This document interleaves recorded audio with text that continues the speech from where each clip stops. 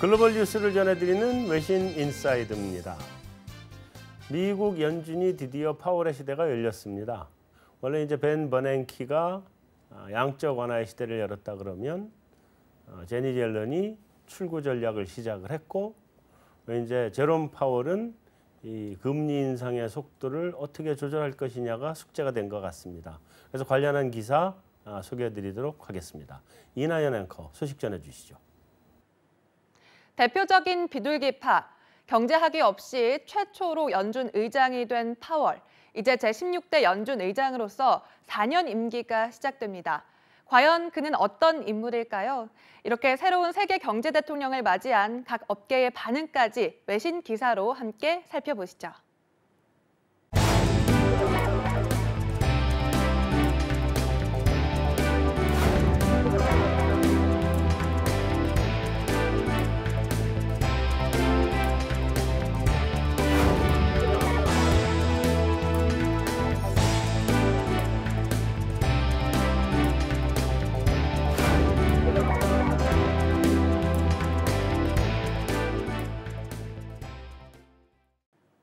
현재 미국은 완전 고용 수준인 4.1%의 실업률, 그리고 3%에 육박하는 경제 성장률을 기록하고 있습니다. 이렇게 경제 확장 국면에서 새로운 임기를 시작하게 된 파월 의장. 과연 그는 어떤 정책을 펴게 될까요? 전문가들과 함께 관련 이야기 자세히 나눠보도록 하겠습니다. 네, 감사합니다. 김도원 연구원. 네. 월가는 제롬 파월을 그렇게 러브한다면? 우리가 남이가로 나오는 거죠. 그죠? 여기도 이제 내공이 세졌어 그 사이에. 설명 좀 해줘 보세요. 일단은 글쎄요, 뭐 학계에서는 약간 반감도 있습니다. 왜냐하면 정통 경제학 전공이 아니신 분이, 아니죠? 로스쿨 나왔죠. 그렇죠. 예, 법대이신 분이 뭔가 하는 거에 대해서 경제학자들이 약간 딴지를 거는 건 사실인데요. 네. 다만 제가 봤을 때는 파월 혼자서 일단은 결정할 수 있는 거는 올해만 놓고 보면 그렇게 크지 않다고 봅니다. 물론 네. 캐스팅 보드는 하겠지만, 따라서 시장은 기존의 시류에 크게 반하지 않을 것이다라는 믿음이 좀 큰 것 같고요. 네. 더구나 옐런과 파월 둘 다 제가 봤을 때는 유전자가 비슷합니다. 은발에 백발에 둘 수장이기 그 때문에 나이 되면 다 백발 돼요. 그래서 별로 큰 무리 없이 네. 진행하지 않을 거라는 기대를 많이 갖고 있는 게 시장 쪽의 뷰입니다. 그래요. 그럼 파월도 이렇게 말하자면 천천히 간다. 시장 상황이 그럴 수 있을는지 잘 모르겠는데, 경기 상황이나 천천히 갈 수 있을까 모르겠어요. 근데 김상훈 연구원, 예. 파월하고 옐런은 지금 연준이 다른 거잖아요. 그렇죠. 옐런의 연준은 비둘기가 한가득이었다 그러면, 예. 파월의 연준은 매들이 막 날아 들어오고 있는 거잖아요, 예. 그죠? 비둘기 도망가고. 예. 네, 어떻게 되고 있어요? 올해 이제 그 지역 연방은행 총재들은 로테이션이 되죠, 바뀌는데 네. 네 분이 이제 돌아가면서 하는데, 연준의 대표적인 비둘기파 두 분이었던 이제 그 시카고 에반스 총재랑 네. 미니애폴리스 닐 카시라기 총재가 이제 올해 투표권이 없고요. 네. 이 두 분은 아시다시피 지난 12월 인상할 때 두 분이서 반대 던진 건 상당히 오랜만이었던 것 같아요. 두 분이서 반대한다라고 했는데 그 두 분 다 빠지시게 되고, 이게 한 번 네. 빠지면 그러면 몇 년 동안 못 하는 거죠? 1년인가요, 2년인가요? 아니 그 이제 돌아오는데 네, 보통, 돌면서 하던가요? 3년 정도 돼야지 이제 텀이 그러니까. 돌아오거든요. 그러니까 그 당장 텀이 또 좀 시간이 꽤 있잖아요. 있습니다. 그죠? 그러니까 올해 안 한다고 내년에 또 하는 건 아니고요. 지금. 그러니까요. 그리고 연준의 이제 그 대표적인 매파 중에 지역연방은행 총재 분이 하나의 로레타 메스터 이제 그 클리브랜드 총재가 네. 이제 투표권을 가지게 되고, 이제 돌아오시고. 그리고 지금 그러니까 새로 지역 연준 네 분 중에서 비둘기로 딱히 분류되는 분이 그 새로 이제 최초의 그 흑인 총재 대신 이제 라파엘 보스티 그분 정도만 최근에 약간 비둘기고, 존 윌리엄스 같은 경우는 이제 소위 그 지역 연방은행 총재 중에서는 이제 굉장히 고참이 되셨죠. 근데 그분은 중립이신데 잘 모르겠어요. 이분 약간 조금 왔다 갔다 하셔서. 그리고 또 한 분은 완전 신임이시고, 리치몬드는. 그래서 확실히 지난 지역 연방은행 총재들만 놓고 봤을 때는 지난해보다는 좀 더 매파적이 됐다. 매쪽으로 갔다. 예. 그러면 파월은 그 비둘기를 하고 싶어도 나머지가 매를 하겠다 그러면 끌려갈 수밖에 없는 거 아니에요? 그런 부분도 있고 있죠? 그 다음에 이제 또 중간에서 어떻게 보면 그 연준의 넘버 3였던 이제 그 윌리엄 더들리 뉴욕 연은 총재도 올해 자기 그만두겠다라고 했죠. 그래서 아까 윌리엄 더들리 그만두네. 예, 올해 자기 연 중반에 사퇴하겠다고 했거든요. 네, 그래서 네. 소위 이제 그 정통 이코노미스트 베이스로 통화 정책을 보던 이제 앨런 의장 그다음에 전에 이제 그 피셔 부의장 네. 그리고 더들리까지가 다 빠져버리게 되고 네. 연준 가버너들 중에서 통화 정책을 그렇게 오래 해본 사람이 이제 몇 명 없게 돼 버리는 상황이죠. 보면. 전부 장사하던 사람들입니다. 뭐 사모펀드 뭐 팔아먹하든. 예. 근데 뭐 미국은 원래 예. 시장에서 연준을 했었으니까 원래 JP 모간이 했던 거잖아요. 그 남이가 하는 표현이 맞죠. 뭐 그러니까. 같이 뭐. 예. 근데 아니 파월이 JP 모간 출신은 아니잖아요, 그죠? 네, JP 모건 출신은 아니고요. 칼라일에 좀 있었고. 칼라일이 있었고. 네. 그것도 골드만도 있지 않았나요? 하고 그렇게 아주 큰 소위 빅 아이비보다는 빅 아이비보다는. 어쨌든 자 어쨌든 그럼에도 불구하고 파월은 당초의 기조를 이어가겠다. 앨런 하듯이 하겠다 지금 이랬잖아요. 네. 그러니까 그 기조로 가겠다는 거는 기본적으로는 믿어줘도 되나요? 안 가면 이상해집니다. 안 가면 이상. 예, 안 가면 이상해진다는 것이 일단 그 동안에는 파월 의장이 지금 뒤에 나오는 사진 봐서는 굉장히 이성적이고 온화하고 이렇게 합리적인 사람으로 보이죠. 원래 그렇다면. 예, 또 원래 또 그런 성품인 것 같고 목소리는 아주 좋고요. 네. 예.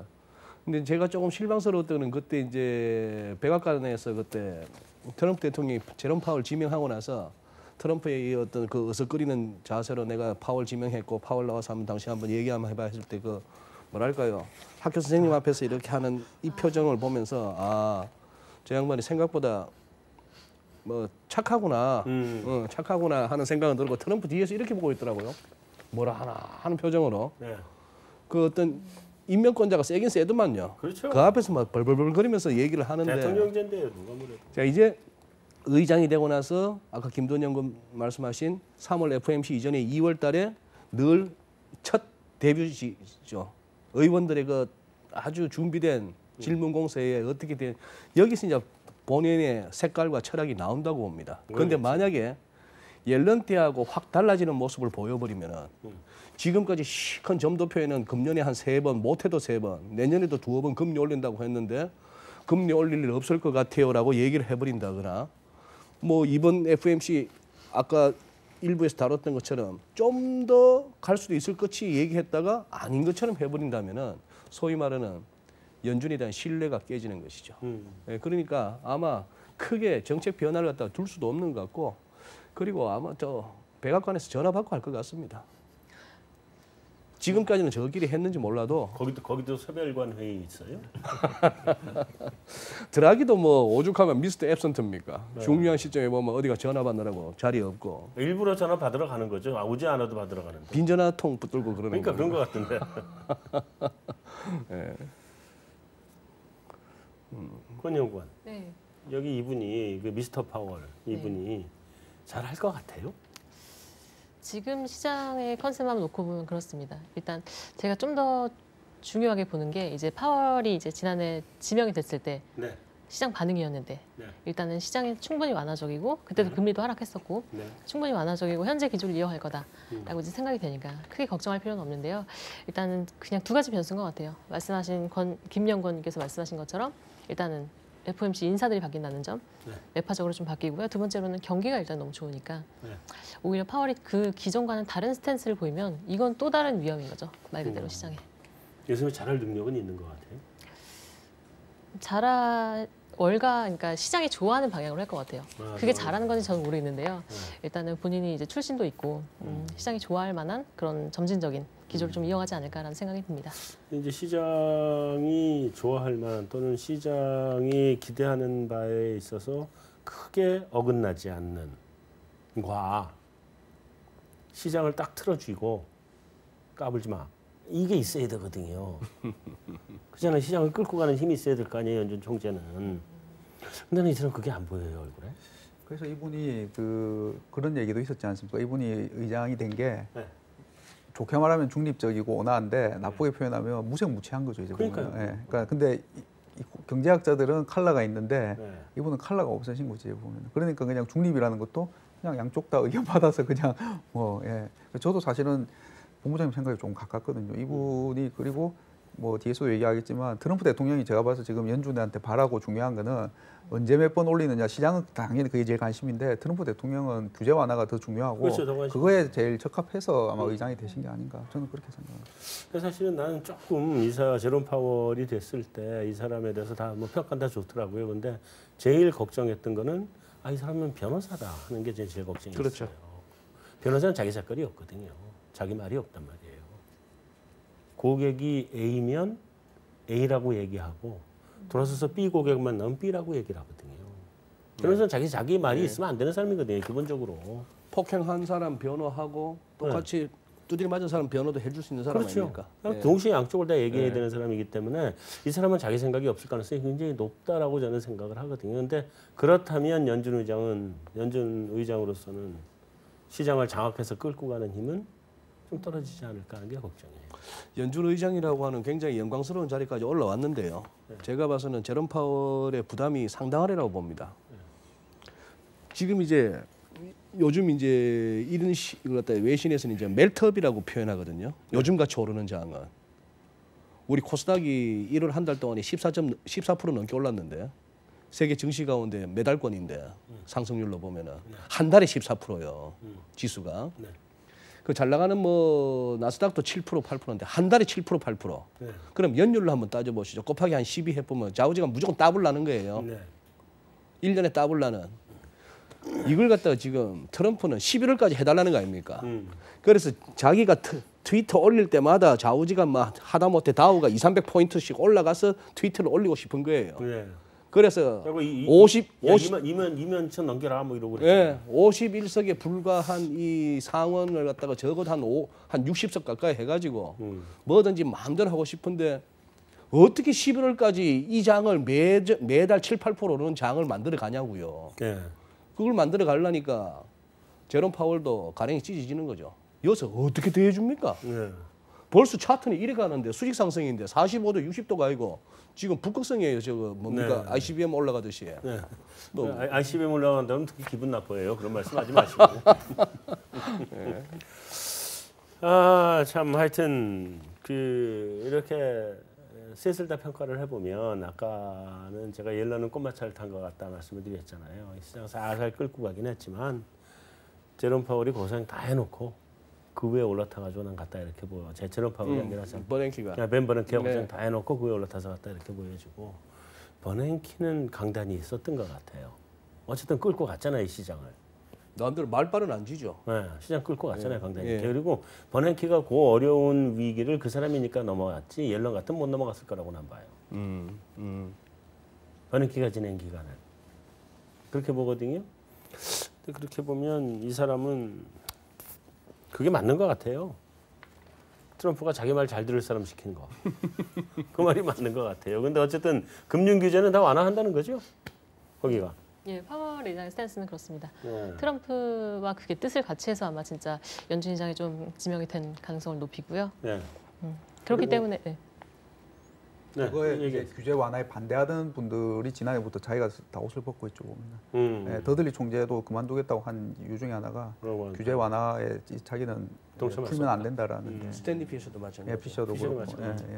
자, 그래서 이제 그 다음 질문이 자신 있어요. 여기 없는 질문을 하려고 그랬는데 규제가 무지하게 강할 때도 미국의 그 원래 보험은 주마다 다른 법에 의해서 팔잖아요. 전국에 다 팔 수 있는 게 아니잖아요. 이게 그걸 피해서 간 게 우리 옛날에 그 서브프라임 사태 뭐죠 그 서브프라임 사태를 만들어낸 그 모기 채권, CDO 이런 거. CDO, CDS 뭐 이런 거.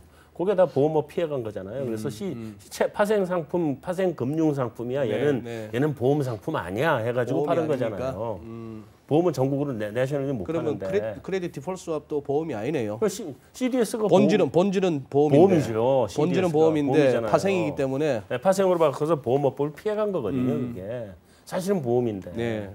그잖아요. 뭐 10%짜리 부도나는 거를 CDS라는 거 10%를 띄워준 거 아니에요. 그거 보험이지 뭐예요. 본질이. 이게 본질이 보험이거든요. 사고 터지는 거 막아준다. 딱 보험이 되고 피해간 거거든요. 온갖 종류의 규제를 다 때려 박아 놔 있는데도 그렇게 해서 피해가는데 규제 이거 다 완화해주고 스트레스 테스트 그거 뭐야 흐지부지 해주고 볼코를도 완화하고 그다음에 중소은행에 대한 규제도 또 완화해주고 이런 모든 종류의 규제를 다 완화했을 때 그 다음에 이제 어나더 서브프라임 사태가 오지 않을까 하는 게 좀 사실 그게 걱정이거든요. 이미 그 조짐은 나타나고 있습니다. 그 세인트루이스 연방은행에 그 들어가서 프레드 지표를 보면은 네. 어쨌거나 양적 완화가 지금 뭐 끝났다고도 할 수 있을 정도로 미국은 네. 이제 그리고 앞으로 재투자를 줄여 나갔다고 하니까 네. 일단 머니터리 베이스가 확 줄고 있고요. 뭐 4조 달러를 넘었던 그 본원 통화가 네. 지금 줄어들고 있는 데다가 거의 2조 5천억 달러를 넘었었던 초과 지불 준비금이 지금 2조 달러를 갖다가 하회할 정도까지 내려왔거든요. 네. 그러니 뭐 규제 완화가 딴 거 있겠습니까? 돈 그렇게 풀어 제꼈다. 돈을 찍어낸 건 아니죠. 그냥 숫자상으로 연준 장부상에 그냥 이거는 뭐 골드만삭스 이거는 JP 모간 거 해서 숫자만 두루룩 해갖고 그냥 채권 사주고 이런 식으로 해서 장부 그냥 네. 너덜너덜한 장부 살려주고 그렇게 넘어온 큐인데 이게 그래도 그 보는 통화가 그래도 초과 지준으로 묶여 있으면서 우리가 아직도 디플레, 인플레가 아직도 연간 2%도 안 되는 세상인데 여기 이제 풀려 보세요. 금방 오죠. 대출이 대출 낳고 네. 담보가 담보 낳고 네. 그렇게 한다면은 규제까지 18만 페이지에 달하는 규제를 갖다 2만 페이지까지 줄이겠다고 한다면 이제 금융 쪽은 거의 다 한다는 것이고 거죠. 그래 골드만 출신의 윌리엄 더들리가 봐도 이거는 세상 아작난다 싶으니까 험한 꼴 보기 전에 나 이거 그만둘래 하고 나가는 거예요. 그런 상황인데 아니 그럴수록 원래 더 해야 되는 거 아니에요? 그 피셔나 더들리 오빠 뭐 이런 오빠들이나 아니면 옐런 누나나 더 버티고서는 그거를 최대한 방어해줘야 저 되는 제일 위에 오야가 보니까 그게 안 될 사람 같으니까 말을 해가 될 사람이고 뭐 설득이 될 사람 그러긴 같으면은 한데요. 내가 뭐 나름대로 소신을 갖고 세상을 살리는 한번 그게 돼보겠다 하는데 저 하고 되겠나 싶어요. 그냥 내가 그냥 나오는 게 맞죠. 네, 뭐 하여튼 금융 규제 완화는 속도를 낸다 이렇게 봐야 될 것 같고 어쨌든 간에 이제 마지막 가장 중요한 우리나라 얘기 좀 해보죠. 답이 안 나와요 지금. 아니 파월 이분이 3월부터 올린다고 강력하게 주장을 했죠 좀 아까. 그러니까 내가 지금 거기에 물어볼 텐데 우리 한국은행 어떻게 해요? 한은도 보조를 맞춰야죠. 똑같지는 못하지만. 근데 항상 보조를 항상 맞추진 않았거든. 뭐 한 1년 정도는 완전 역전돼서 가는 기간도 있고 그랬단 말이에요. 그렇죠. 그러니까 상황도 다르고 사이즈도 다르니까. 네. 다만 지금과 같이 글로벌리 긴축 사이클에 접어들었을 때는 한 번 정도는 보조를 맞출 것으로 봅니다. 그 시기에 관해서는 우리도 총재의 변화가 있기 때문에 쉽사리 가늠할 수는 없겠지만 네. 저는 2분기 중에서는 우리도 한 차례 3월에 미국이 올리면 한 5월 달이나 조금 늦으면 6월 달 정도는 뭐 한 차례 같이 올리지 않을까 이렇게 보고 여기가 있습니다. 3월에 올리면 우린 뭐 5월, 5, 6월. 근데 6월엔 또 저희가 또 정치 이벤트가 있으니까 5월이 좀 유력하지 않나 이렇게 보고 있습니다. 그런데 문제는 네네. 잘못해서 그 제롬 파월 오빠가 네네. 그 저기 3월에도 올리고 그 다음 분기에 또 올려버리면 네네. 그럼 우리는 어떻게 해? 글쎄요, 뭐 각 국가의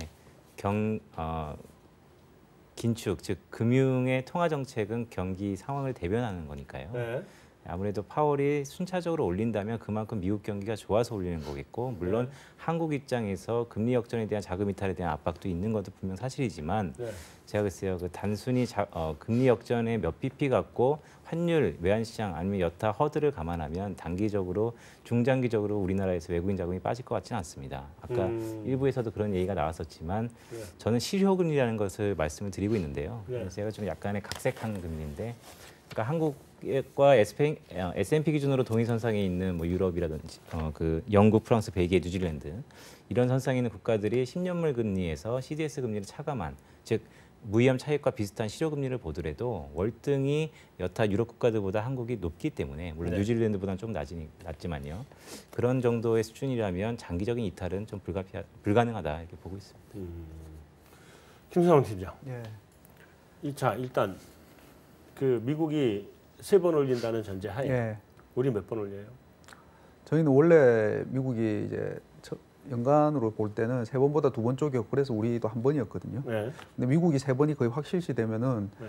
우리도 아직까지는 저희 1번 보고 있는데 네. 2번을 고민하고 시장은 그걸 반영을 할 것 같습니다. 보면. 아 2번. 예. 아까 말씀하신 것처럼 3월에는 뭐 대부분 올린다고 보고 근데 총재님이 4월에 오시는데 첫 금통위가 4월 12일에 있거든요. 예, 그래서 2주 만에 뭐 올리시진 않으실 것 같아요. 뭐 네. 천지개벽이 뭐 일이 아니면은. 네. 근데 그 다음에 5월에 있는데 네. 5월은 저희도 근데 5월보다는 6월은 금통이었고 7월을 생각하고 있었는데 네. 그 연준이 뭐 3월 올리고 6월 올린다면은 시장에서는 그럼 우리도 5월에 해야 되는 거 아니야? 그러면 5월에 하고 하반기 한 번 더 이제 이걸 생각할 수 있는 거죠. 근데 그렇게 만약에 연준이 예. 3월에 올리고 이제 스톱한다고 예. 가정을 하고 예. 그러면 우리가 5월은 선거잖아요. 6월에 선거니까 선거 바로 직전이잖아요. 예, 바로 직전이죠. 바로 직전이죠. 한참 여기저기서 막 그냥 그거 할 때죠. 트럭 다니면서 예, 예. 이렇게 막 춤추고 노래하고 빵빠레 올리고 있을 텐데 거기다 금리 인상 못 올리는 거 아니에요? 그래서 저희도 5월은 시장에서 생각은 할 수 있지만 가능성은 7월이 좀 더 있다라고 7월에 봤었거든요. 가능성이 예, 근데 있다. 뭐 말씀드린 것처럼 언론이나 또 이런 데서 연준은 3월, 6월 한다는데 연준이 3월에 올리면서 저 3월 FOMC에서 전도표가 더 올라간다든지 네. 3월에 올리면서 페로파울 의장이 우리 다음에 또 할 거야 하는 뉘앙스 하면 아마 또 난리 날걸요. 뭐 연준은 3월, 6월 올린다는데 우리 어떻게 할 거냐 자본 다 빠져나간다 난리 난다라고 또. 예. 그러니까 이분이 이제 어느 분인지 모르겠지만 새로 오시는 분이 취임을 하셔서 잠깐만 그럼 이주일 총재 유임은 우리가 가능성을 열어놓지 않고 있네 닫아버렸네. 예, 뭐 어쨌든 간에 맞습니다. 그 4월 첫 번째는 이제 손도 못 댄다 보고 예. 5월도 뭐 선거 앞이라고 그냥 넘어가 의아무야 넘어가 버리고 그러다가 이제 미국이 그 사이에 두 번쯤 올려버리고 예. 그러면 만약에 우리에서 자금이 빠져나간다 그러면 채권이 빠져요, 주식이 빠져요. 일단은 뭐 유동성 측면에서는 채권은 지금 이미 외국이 많이 팔고 있는 거 좀 아니에요? 빠졌다가요. 예, 지난해 근데 그 지난해에도 생각해 보시면 자본 유출 이야기는 이제 때만 되면 계속 나왔던 얘기죠. 네, 근데 그렇죠. 그러니까 2016년 11월에 트럼프 대통령 당선되고 그때 달러 강해지고 미국 금리 오르면서 자본 빠져나간다고 난리였는데 2017년도 상반기까지는 오히려 자본이 다 들어왔죠. 다른 그래서 종류 자본이 들어왔죠. 채권도 들어오고 뭐 주식도 들어오고 워낙 강했으니까요. 근데 8월에 지정학적 리스크 그 이제 불거지고 나서 그때부터 오히려 자금이 좀 빠져나갔다가 네. 최근에는 이제 약간 다시 들어와서 그냥 좀 횡보하고 있는 그런 근데 분위기거든요. 최근에 좀 때리고 있는 상황 아니에요? 뭐 아. 나가는지 안 나가는지 모르겠지만 연말에 좀 그러니까 기말 맞아서 나갔다가 네. 그 부분의 일부는 다시 들어와서 그냥 단기 딜링 자금인 것 같고요. 단기 그래서 딜링. 지금은 그냥 그 횡보 정도입니다. 나가는 건 아니다. 예. 어쨌든 뭐 돈이 나가고 안 나가고를 떠나서 여기도 한번 여쭤보면 우리 금리 인상 몇 번이에요? 저희는 아까 일부에서 말씀드렸는데 미국 2번 보고 있기 때문에 한국도 2번 봅니다. 미국 2번, 한국 2번? 네, 미국과 보조는 맞출 것 같아요. 그러니까 미국을 3번으로 바꾸면 그러면 이제 한번 생각을 해봐야 될 것 같아요. 그럼 우리도 따라가요? 아니면 그냥 그러니까 따라갈 가능성이 훨씬 더 클 것 같고요. 네. 왜냐하면 이게 지난해 11월에 우리나라가 선제적으로 좀 금리 인상을 했던 거 네. 그것도 좀 감안을 해볼 필요가 있고 또 하나 이제 우리나라만의 특수한 문제일 텐데 부동산 또 감안을 해봐야 될 것 같고요. 그래서 좀 느리게 가진 않을 것 같아요. 그냥 여러 가지 정황을 놓고 보면 속도 좀 빠를 거로 본다. 예, 미국의 보조를 맞출 거다라는 게 기본적인 베이스인 것 같아요. 일단 당국자들이 그 금리 역선을 좀 안 좋아하는 게 지난해 그러니까 지난해 말을 통해서 좀 드러난 것 같기 때문에요. 몇 번이요? 몇 번인지 얘기 안 했잖아요. 우리. 저는 한 번입니다. 한 번. 네네. 여기도 아까 한 번이라고 그랬죠? 예, 기본 베이스 시나리오는 미국 2번에 우리 1번. 자 이제 우리 이 소장님 마지막에 이제 활용 점정을 해주시죠. 정점인가 점정인가 헷갈리네. 그 제가 고등학교 1학년 때 점청이라 했다가 틀렸습니다. 네, 그 알겠습니다. 시간에. 예. 근데 금리는 사실 저 잘 모르는데. 그래 한번 얘기해 주세요. 예. 원래 어쨌거나 잘 모르는 사람이 이게 예, 이 이게- 찝기가 예. 제일 잘 맞아요. 어쨌거나 우리 저 권하민 연구원님의 뭐 하우스 뷰가 됐건 개인적인 뷰가 됐건 미국 2번이라는 뷰는 상당히 저로서는 좀 충격적이고. 네, 우리는 예? 우리 한국은행 몇 번 올리냐? 예. 미국이 예를 들어서 3번 올린다. 네, 한 번 올리면 이제 50bp 차이 나는 거 아닙니까? 그렇죠. 뭐 과거 2번 정도 이렇게 금리 역전이 있었어도 주식 오르고 원화 강세가고 했던 그 경험이 있기는 있었고 네. 제가 2달 전인가 왔을 때 그거는 좀 특수한 상황이다 했는데 지금도 나쁘지 않을 것 같은 뭐 그런 조짐은 보입니다만 네, 3번 정도 하는데 우리가 한 번 하고 별 탈이 없을까 하는 부분은 저는 자신 없습니다. 예. 그래도 그쪽 상단하고 우리 걔들은 타겟 레인지니까 네. 지금 걔들이 1.25, 1.5고 우리가 1.5 아닙니까? 네. 그런 식으로 상단하고는 얼추 맞춰는 가줘야 되는 거 아닌가 싶은 생각이 우리도 드는데. 따라가야 된다. 그러니 연준이 여기서 그 작년만 하더라도 점도표 안 믿었거든요. 네. 너가 무슨 이런 인플레 상황에 무슨 점도 내년에 세번이야 했다가 다 올렸잖아요. 지금 술술 나오고 뭐 골드만 같은 애들이 지금 4번 5번 얘기를 하는 거 아닙니까? 그렇죠. 그 정도까지 상황이 왔는데 네. 우리가 그러면은 그 상황으로 가고 실제 미국이 연준이 그렇게 찍었고 이번 FOMC 성명서에 그 살짝 단어 하나 집어넣은 게 장난이 아니라면은 한은의 고민은 크다고 봅니다. 한은의 고민은 크고. 경제 고민 될 것 같은데. 예. 그렇게 했을 때 금리가 오른다.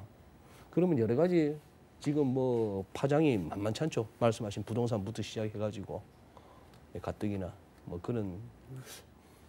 만에 하나 미국에 4번 올리면. 많이 하네 4번 올리면. 아니 그 미국에 4번 올리면 우리 심각해져요. 심각합니다. 네. 예. 4번 따라 올리면 부동산 시장 일단 꺼지죠. 그걸 갖다가 내수 경기 죽죠. 지금까지 금리를 너무 겁을 안 냈거든요. 그럼요. 좀처럼 인플레가 안 나오니까. 네.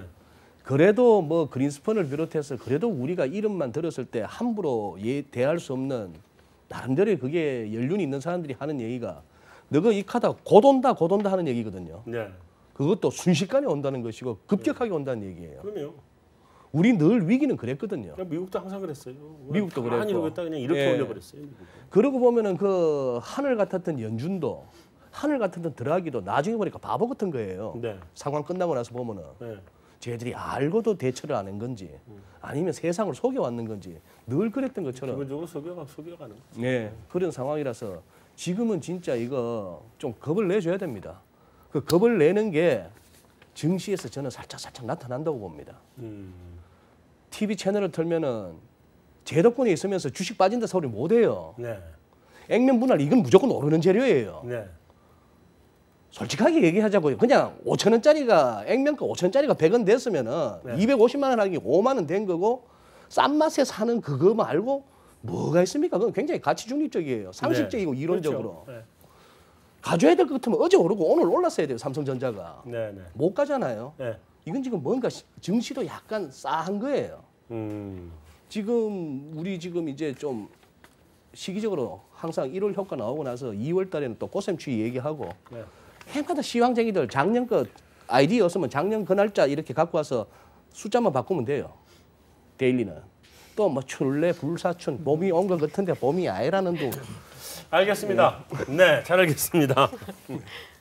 자, 오늘 준비한 순서는 여기서 마치도록 하겠습니다.